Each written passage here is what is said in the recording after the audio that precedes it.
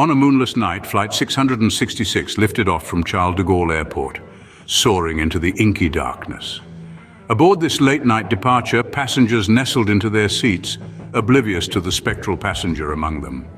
A sense of unease wafted through the cabin, a chilling prelude to the uncanny journey that lay ahead. As the plane ascended, an otherworldly presence lurked in the shadows, its ethereal gaze fixed on the unsuspecting passengers. In the midst of the flight, a flight attendant named Claire noticed an unusual figure at the rear of the plane. A spectral woman, her visage obscured by a cascade of jet-black hair, stood eerily still near the lavatories. Her attire was a flowing, tattered gown that seemed to whisper tales of a long-forgotten era. Claire could feel a chill dance down her spine, a cold realization that something was amiss. However, she pushed these feelings aside, attributing them to the fatigue of a long shift. Meanwhile, the plane hummed with a palpable unease. Passengers traded hushed stories of fleeting glimpses of the spectral woman, only to have her vanish into thin air as they attempted to approach. The cabin became a cauldron of whispers, each tale more chilling than the last, building a tapestry of dread that seemed to thrive in the moonless night. Passengers whispered tales of a spectral entity haunting the plane, their fears amplified by the eerie ambience of the night flight. As the plane soared over the Atlantic, strange happenings began to unnerve the passengers. The normally comforting hum of the engines was punctuated by the flickering of cabin lights, casting eerie shadows that danced across the faces of the concerned travelers. A sudden and inexplicable drop in temperature sent shivers coursing through their bodies, causing breath to fog and goosebumps to rise on their skin. An uncanny fog seemed to manifest out of nowhere, trailing in the wake of the spectral woman. It bathed the cabin in an odd luminescence, further amplifying the sense of unease. The passengers, once dismissive, now whispered among themselves, their eyes darting to the corners of the cabin, half expecting to glimpse the ghostly figure. Adding to the disquiet, faint wails echoed through the cabin, an ethereal lament that seemed to originate from nowhere and everywhere at once. The mournful cries, barely audible yet unmistakable, heightened the atmosphere of dread that had settled over the flight.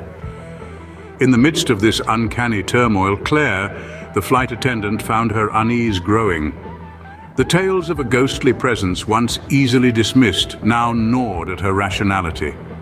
The inexplicable happenings, coupled with the sightings of the spectral woman, were too much to ignore. Summoning a courage she didn't know she possessed, Claire decided to confront the unknown. With each step towards the rear of the plane, her heart pounded louder, echoing the dread coursing through her veins.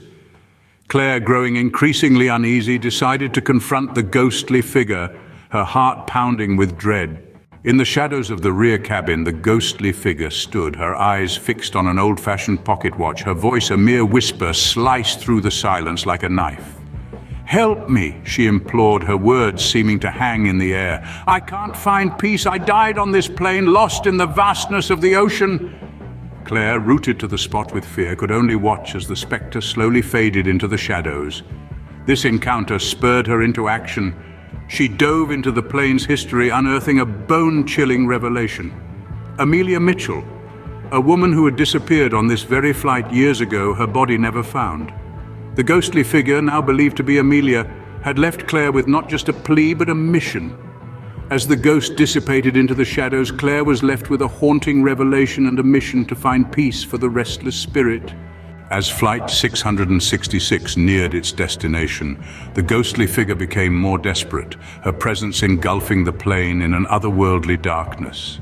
The spectral entity's desperation was palpable, a chilling aura that spread through the cabin like a winter's frost.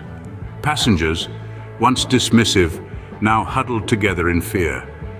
Whispers of the ghostly woman who haunted their flight passed from row to row, each word laced with a palpable dread. In the midst of this spectral pandemonium, the ghostly figure materialized before Claire. Her ethereal eyes, filled with an ageless sorrow, were fixed on the old-fashioned pocket watch. "Find it," she pleaded, her voice barely a whisper, yet echoing through the cabin like a mournful dirge. As she handed the watch to Claire, she vanished, leaving a chilling silence in her wake. As the plane touched down at JFK, the passengers disembarked, forever changed by their ghostly encounter at 30,000 feet. The eerie echoes of the phantom passenger left an indelible mark, turning an ordinary flight into a haunting tale of the supernatural.